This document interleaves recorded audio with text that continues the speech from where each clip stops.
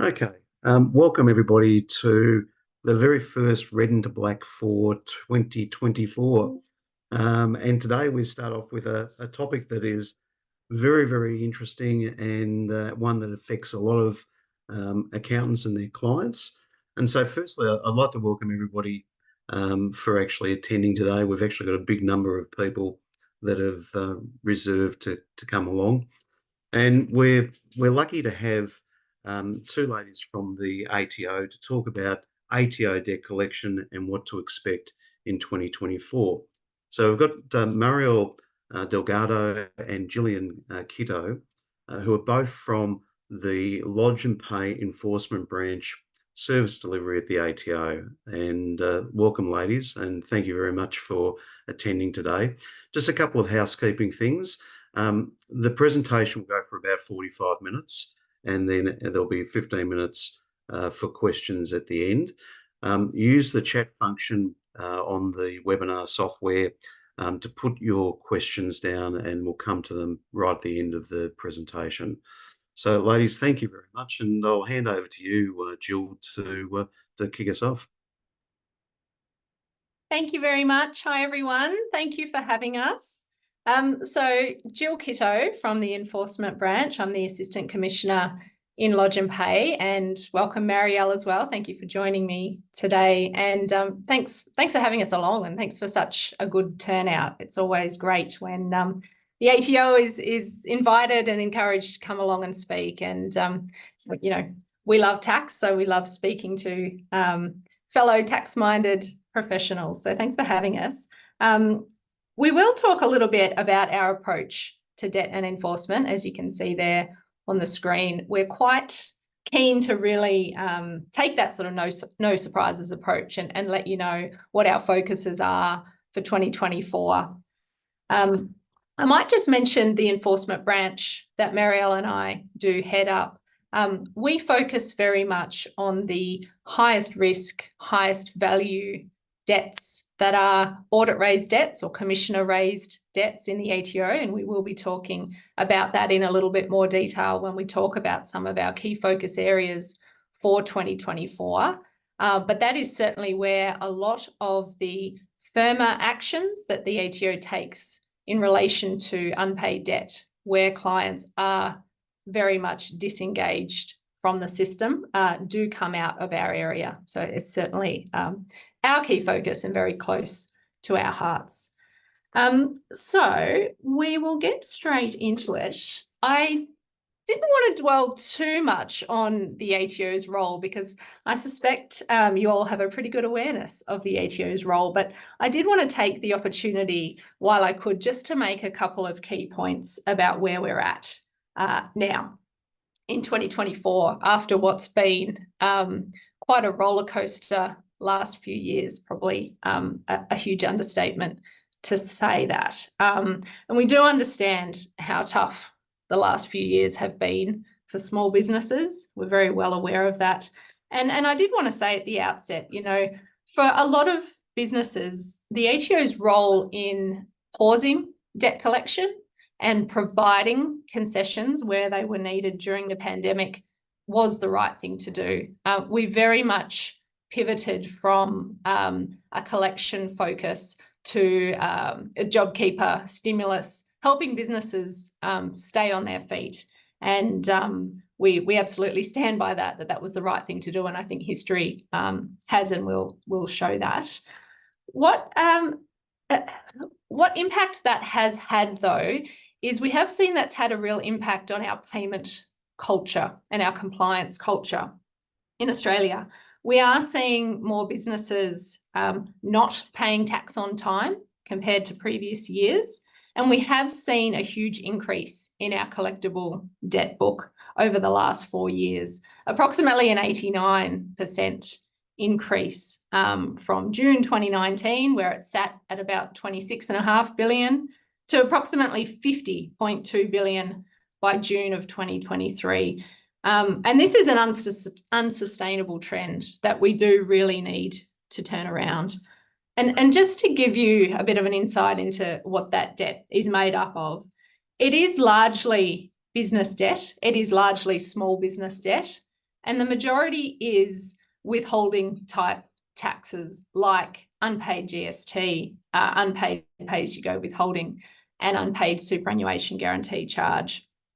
So this is debt that, you know, is being withheld from employees' wages, from payments that does really need to be remitted to the government. It's not income tax on profits. It is fundamentally largely withholding tax. And I think that is an important point to make, that we do really need to turn that attitude around back to payment on time and in full as the expectation. We don't want to see businesses deprioritising the payment of tax and absolutely the payment of superannuation entitlements that belong to their employees.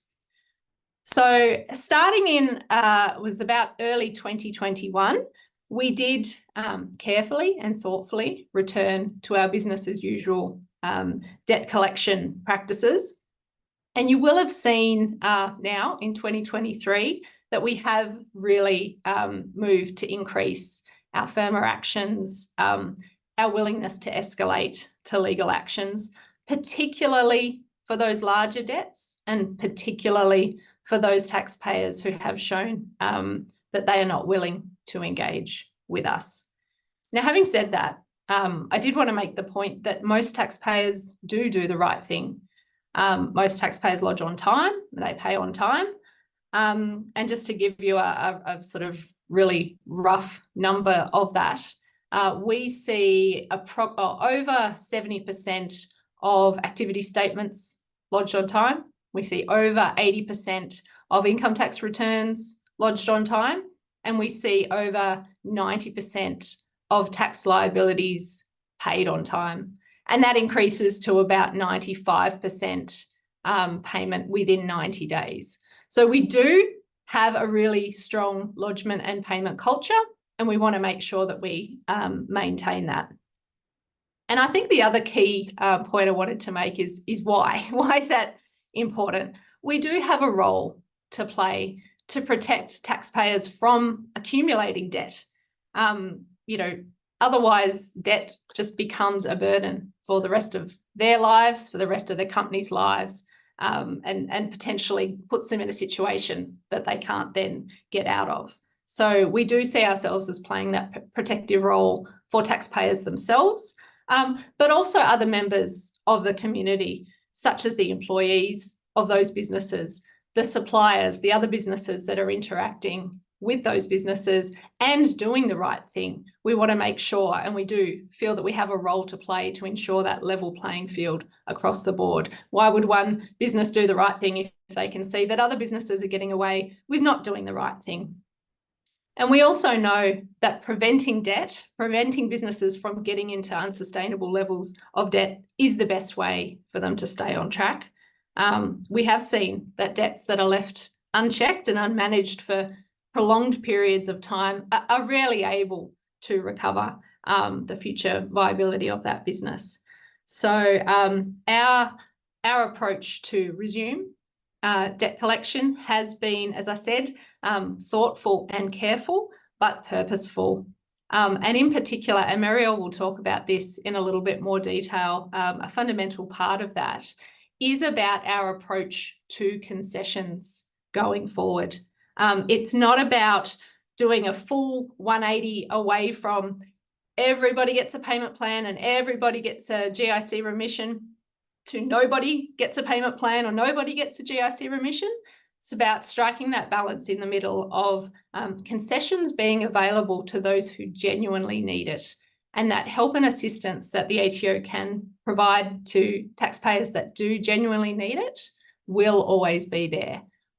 But importantly, for those clients that do have the financial capacity to pay on time, do have the ability to lodge on time, that is absolutely the expectation that they will do so.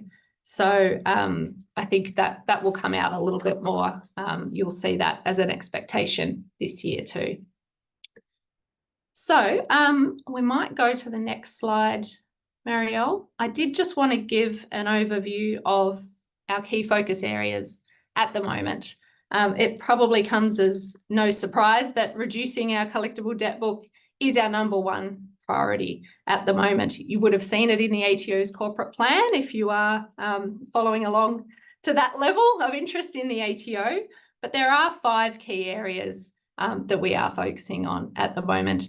And number one there is super guarantee charge. I think it probably goes without saying that super is there to provide for employees' retirement in the future.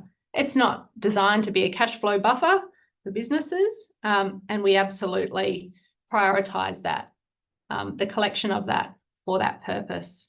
And we will continue to apply our firmer actions as we need to there. The other thing I was just going to mention on super guarantee charge too is often that we do see unpaid super sometimes is an early warning indicator that there are broader problems, financial issues going on within the business as well. So where you see unpaid super, by the time a business is not paying their employees' entitlements, it may well be indicative that they've stopped making other payments as well, whether that is deprioritising other tax obligations or other suppliers or third-party creditors as well. So it definitely is an early warning system from that perspective, but fundamentally the importance of the employees' entitlements is why that is such a key focus area for us. Secondly, refund fraud. I don't think that would be a surprise to anyone either. You may have seen there has been quite a bit made in the media at the moment around fraud against the Commonwealth, GST fraud in particular, that gets colloquially called TikTok fraud because of the promotion and proliferation on social media. Unsurprisingly, we take this very, very seriously, and taxpayers who engage in refund fraud can expect very serious consequences, you know, from recovery action all the way through to criminal consequences. We absolutely see that as part of our role in ensuring the protection of Commonwealth assets. And we make no apologies for extending our stronger powers where necessary in those circumstances. Audit programs is the third key focus area. And again, very close to myself and Marielle's hearts, given that that is very much the focus of our branch. And I think the key thing to note there is that, well, partly we are government funded to undertake audit programs, but the fundamental principle concept behind that from an ATO perspective is, you know, as I said, most taxpayers do the right thing. They do lodge on time. They do self-assess. If the commissioner has to go to the effort of actually auditing, or in some cases raising those liabilities because the taxpayer is choosing not to engage, then equally those taxpayers can expect that they won't be able to receive the same level of concessions as compared to those taxpayers who do the right thing, who do lodge and pay on time or engage with us early if they are having difficulty in doing so.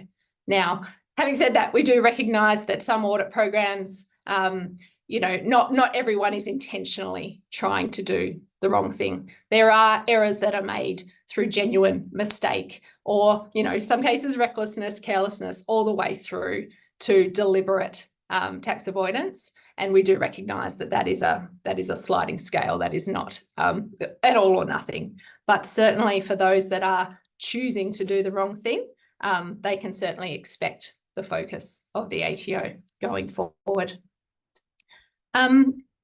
Aged high-value debts, certainly a focus too. We did get some funding in the 23-24 budget to address, particularly for public and multinational groups, privately owned groups and high wealth individuals with debts over $100,000 and or that are more than 2 years aged outstanding. So that is certainly a focus. Given the size of the debt book, I think it makes sense that we would certainly focus on those older debts, higher debts, and those clients that generally do have both the financial capacity to pay those debts and or access to, you know, being well advised.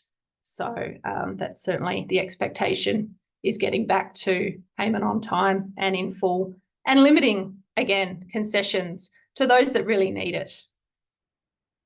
And then finally, employers with new debts. This is really a focus on our preventative role, again, about trying to make sure that clients don't get themselves into the situation where they are struggling financially. And we really want to take the opportunity to get businesses thinking about on-time payment, real-time payment, right-time payment going forward. We know that in 2026, we will have Payday Super coming into play. So it's really about thinking about that going forward. Get your positive payment behaviours in place. Think about actually complying going forward as much as you can, and expect swift action from the tax office if you're unable to do so, which is why I like to keep reiterating, if you just take one thing away from this presentation today, is the earlier you engage, if your clients are having difficulty in lodging and paying on time, the better position that you and they will be in to be able to negotiate the best sort of tailored treatment for them going forward. It's really those that leave it too late that will find their options limited. So we will go to the next slide, please.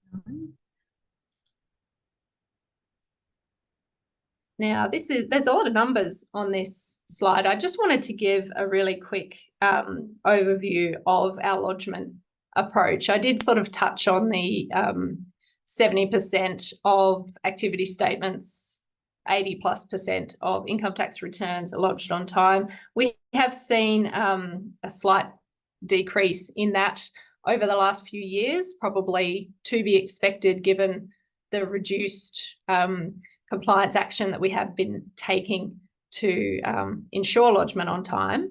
But generally, as I said, pretty good lodgement compliance. What I did want to touch on was what you can expect for those clients that don't lodge on time. And again, I just want to reiterate, if your client is having trouble, please come and contact us before the due date. That's the best way to avoid a penalty. That's the best way to ensure you're more than likely to get back on track.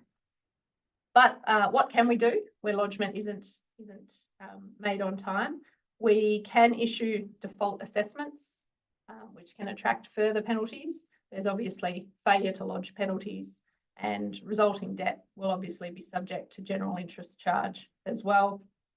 We do have powers to issue final notices and refer ultimately for prosecution for non-lodgement. So there are quite serious consequences for those that don't lodge on time. Now, having said that, we have just at the end of December completed a lodgement amnesty period for small businesses. I just wanted to give a really quick update on that. So just to refresh your memory, that was available for small businesses between the 1st of June 23 and 31 December 23 for any outstanding lodgements that were due between the 1st of December 2019 to the 28th of February 2022. And that was very much intentional, that time period. That was in recognition of natural disasters, COVID pandemic really hit small business in particular hard during that time.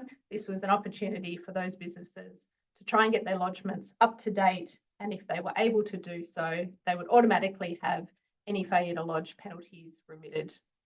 No questions asked, no need to apply, just if the lodgements come in, those penalties would be automatically remitted. We've now finished that period. I don't have the final numbers, but I do know that in late December, there were more than 14,000 small businesses that had taken up the lodgement amnesty, resulting in over $48 million in FTL penalties being remitted. And that was still with a few weeks to go. So it will be interesting to see what those final numbers are. if you're wondering what our approach is now that that amnesty period is finished, we will go back to a case-by-case assessment of failure to lodge penalty remissions. And I think Marielle's going to touch on that as well, so I won't steal too much thunder. But just to reiterate that case-by-case approach, but really limited for those that do genuinely need it. We would expect clients to be able to show, you know, quite exceptional circumstances or circumstances that were outside of their control as to why they couldn't actually make those lodgements on time. And, you know, if it was relating to those periods where we had offered the amnesty, I think it would be a fair question to ask, well, why didn't you actually apply during the amnesty period? So that might be something to keep in mind as well. Okay, we will move to our approach to debt. And this is where I'm just going to give a high level overview because Marielle is going to take us through our approach to these in a little bit more detail in a moment.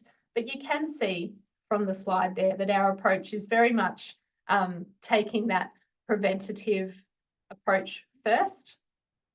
Those clients that are on track, trying to keep them on track. That is absolutely the best thing we can do. Help and assist comes in for those clients that are just starting to go off track, or perhaps it's the first time they haven't been able to get a lodgement up to date, or there is some circumstances outside their control. You know, we're not going to throw the book at these clients. We just want to help them and get them back on track as quickly as possible. It's really once, you know, we get that indication from the clients that they're not willing to engage, that's when we start looking at firmer actions and ultimately into legal action. And what this slide doesn't show, but I think is a really important thing to note, is that while this sort of shows a linear progression of the way we look at clients insofar as the actions that we can take or the assistance that we can provide, it doesn't give you a sense of the client behavioural factors that we take into account as well. So we certainly do take into account things like the client's size, the client's financial capacity to pay, their compliance history, and their willingness to engage as well. And we really do take a segmented approach to understanding client behaviour. So I might take a breath now and hand over to you, Marielle, to take us through some of the actions in a bit more detail. Thanks, Jill. All right.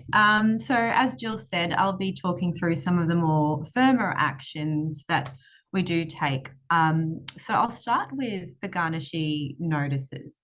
And I'll draw your attention to the graph just on the right there, which shows how many the ATO issued over the last 3 financial years. So you can see that in the 2023 year, we issued 2,800 garnishees. Probably what this graph doesn't show is the levels, the number of garnishees we issued pre-COVID, which was somewhere around the 17,000 mark. Nonetheless, the 2023 figure is quite a significant increase on previous years, where we did largely reserve our debt actions for high-risk matters. So things like, you know, suspicion of fraud or criminal activity. So like I said, still much lower than pre-COVID levels, though we do expect that will increase in line with the work on our key focus areas that Jill highlighted earlier.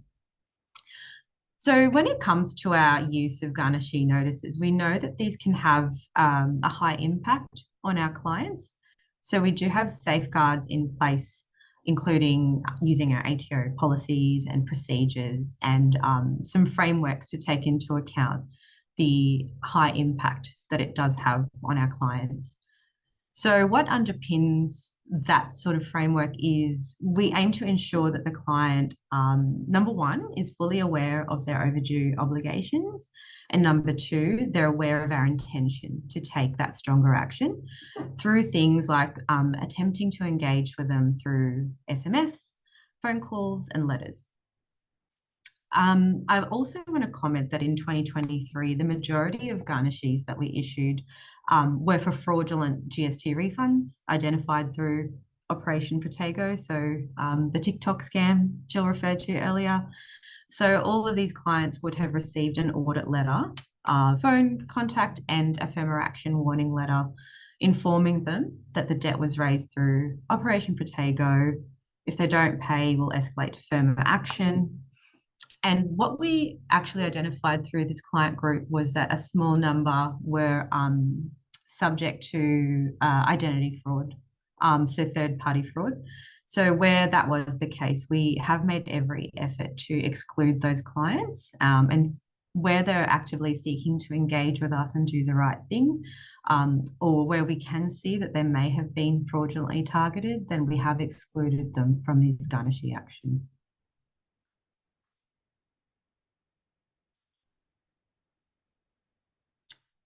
I'm going to move on to director penalty notices. I'm just going to call them DPNs from here. So we issue DPNs to directors of companies with respect to unpaid super, pay-as-you-go withholding, and most recently legislation was affected for us to issue them for GST as well. So what this means is that directors become personally liable for the company debts. And we've run a number of awareness campaigns through 2023. So you can see there that we issued 100,000 awareness letters since March 2023. And what we did there was we wrote to directors personally rather than just to the nominated contact of the company to inform them that they'd be eligible for a DPN before we took that next step. And some of the responses from directors from these sorts of campaigns is, I didn't know that we were in such a bad state. So contacting them directly has really had that big impact. So in the 2023 financial year, we issued 23,000 DPNs to individual directors in respect of about 17,000 companies for a total debt of about 2.8 billion. And as a result of those contacts, we saw 24% of companies paying debts in full, and 33%, that 858 million, has since been paid. So we are continuing the approach where possible of contacting directors personally.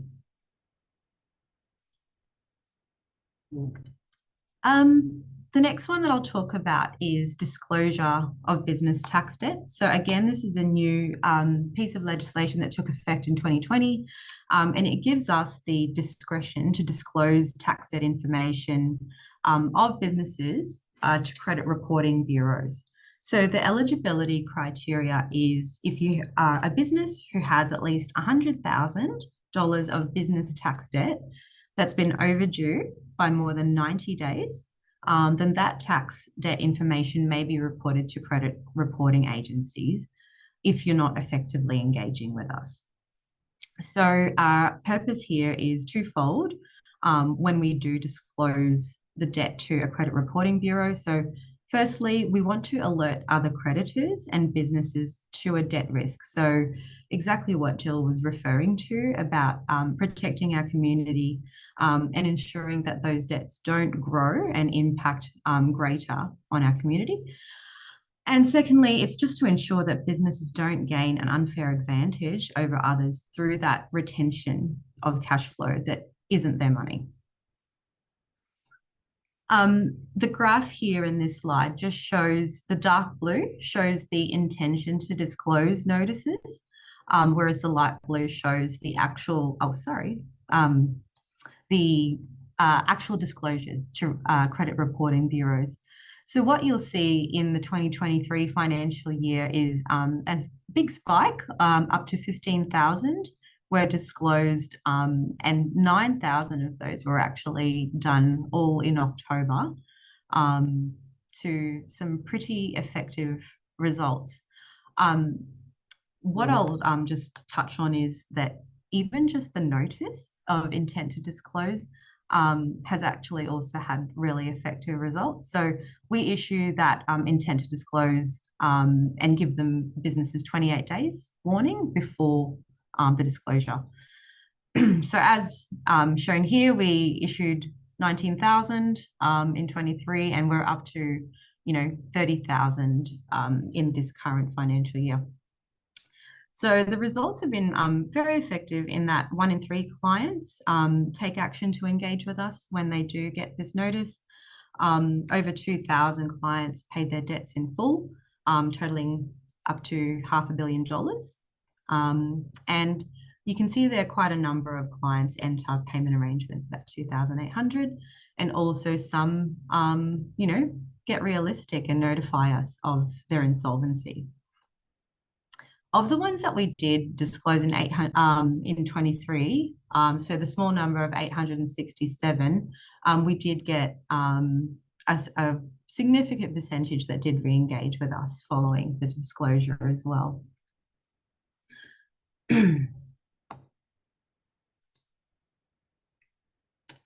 So with stronger actions, so this is really our legal actions that you can see here. And I think you can see from looking at this graph, the effects of the COVID pause on our legal actions. It's basically an inverse bell curve. So we have been recommencing the legal recovery actions and rebuilding our flow of work through to insolvency. And I imagine you're all familiar with the fact that, the state of insolvency arises when a company or person cannot pay their debts when they fall due. So to us, a tax debt can be best described as a symptom of insolvency rather than its cause.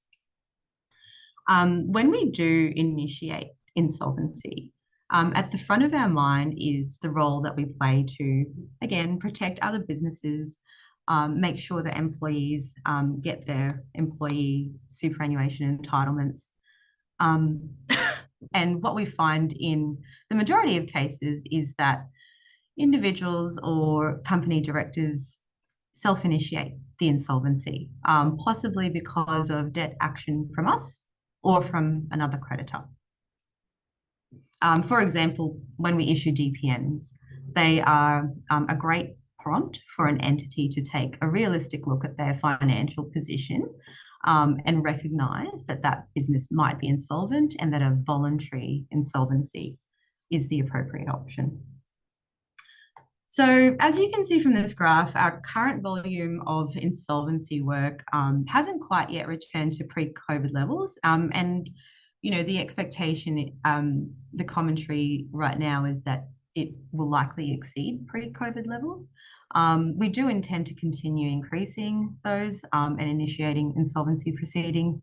But because this does take time to work through our court system, our numbers are still sitting where they are.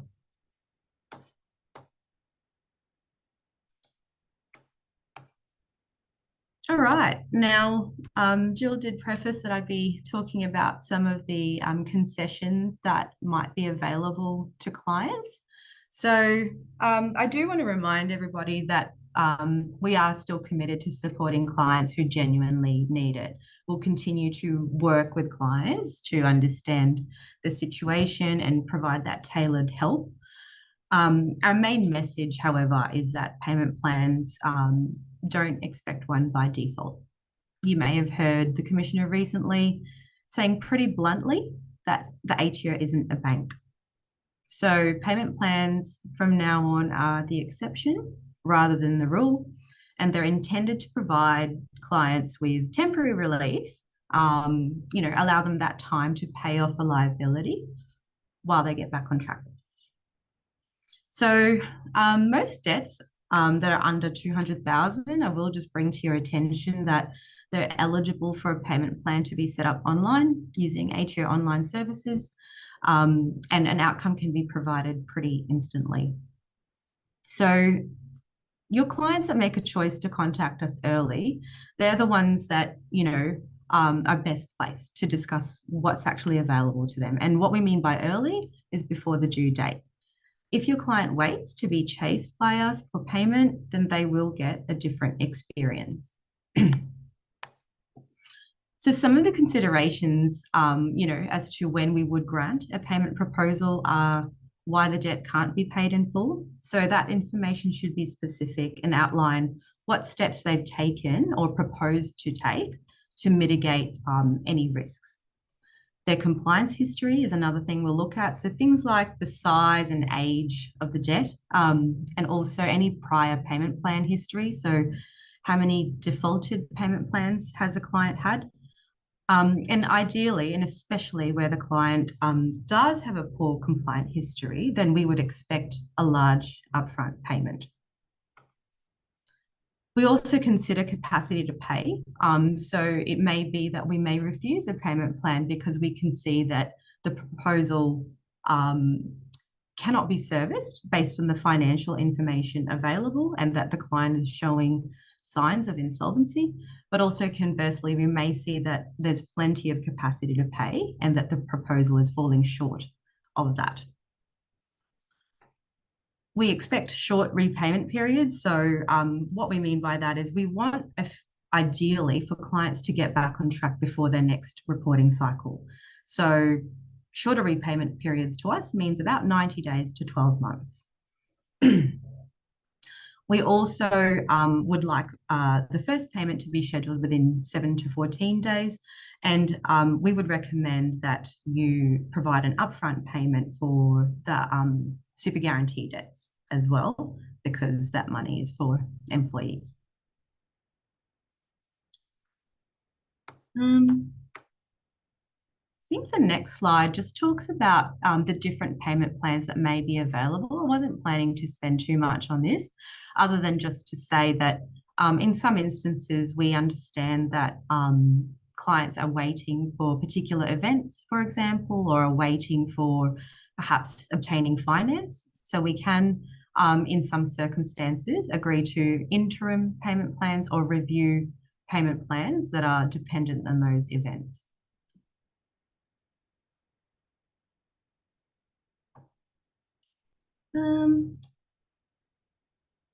Yeah, so with capacity to pay, I think I've already sort of touched on it actually, but if you are contacting us about a payment plan, then you can expect that, we will assess that capacity to pay. So we can determine whether an appropriate plan, whether we can agree to that appropriate plan. Sorry, even if tools like the payment plan estimator indicate that the arrangement is suitable, we may ask for more detail about the client's circumstances. And we ask for this information so that we can work with them to create that plan. We have noticed that a growing number of clients who have capacity to pay are waiting for us to pursue the debts before taking action to pay. And payment plans will be harder to access for those clients if they're choosing not to.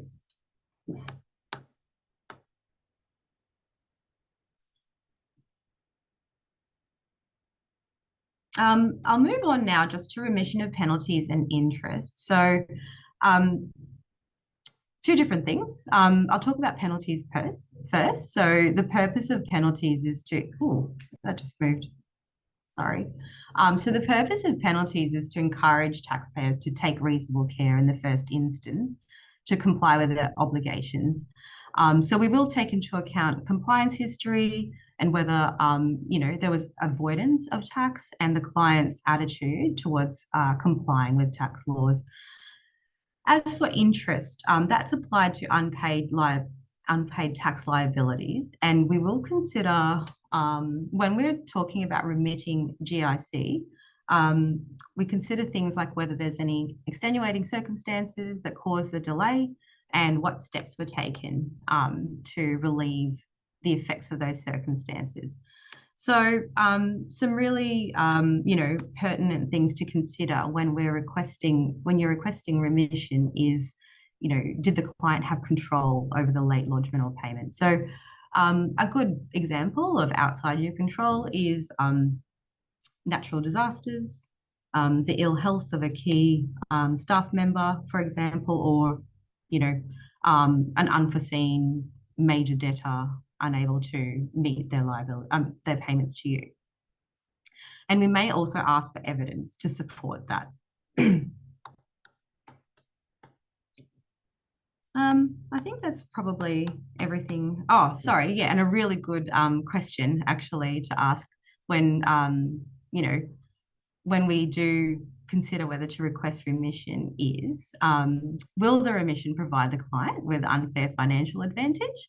And also, would ordinary and reasonable members of the community see the circumstances as fair and reasonable to remit? Once again, similar to payment plans, our message is please don't rely on them. We do consider them in very limited circumstances. They are a case-by-case decision, and we do only really apply them when there are exceptional circumstances. Okay, I'm going to stop now and hand it back to Jill for small business restructuring. Thank you, Marielle.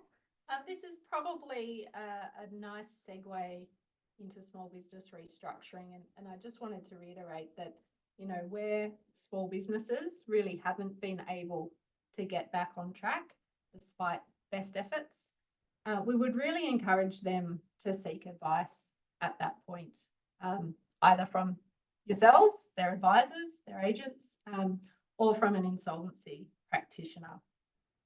Now, one option that may be available for small businesses is a relatively new measure that came into effect from the start of January 2021, the small business restructuring regime. This is designed to allow small businesses to restructure, to initially designed to recover from the effects of the COVID pandemic, but as it is proving to be an enduring measure, quite a successful measure so far. I think we will see it continue for some time, and really, as I said, restructure and move forward from those effects. So the key requirements or eligibility requirements to keep in mind is that the total debt liabilities must be less than $1 million. Just to be clear, that is not ATO debt, that is the total liabilities of the business. What we do often see, though, is that the ATO is a major creditor of these small businesses. And now that we've got a couple of years experience under our belts in looking at these proposals, we have seen a real exponential growth in these proposals, as you can see indicated by the graph there. Marielle did talk about some of the numbers in relation to insolvencies generally, and while we haven't seen the number of formal wind-ups progress back to pre-COVID levels, although we do have quite a number of legal actions in progress at this point. Part of the reason may well be because we have seen such an exponential growth in the number of eligible small businesses who have taken advantage of the small business restructuring regime. We have been averaging, I think, about 47 per month from January to June 2023, and we're just seeing the numbers increase. In the first quarter of 2024, we received 208 appointments, and in October 23 alone, we received 96 restructuring appointments. So in total, we have seen about 529 up until the end of last year. And of that, creditors have accepted 469, or 92% of all plans put to creditors. The ATO has supported most restructuring plans. We've voted in favour of 91% of all restructuring plans put to us. One of the key differences I wanted to point out between the small business restructuring measure and insolvencies generally is the difference in creditor voting rights. Small business restructuring voting regime is based on a majority of value of debt. Generally in insolvency, it's a majority of creditors. And because the ATO is often a majority creditor by value, that has played out that the ATO has often had the largest vote in restructuring proposals. And what we do offer practitioners in this regard is the opportunity to actually come and seek feedback on a plan before it is submitted.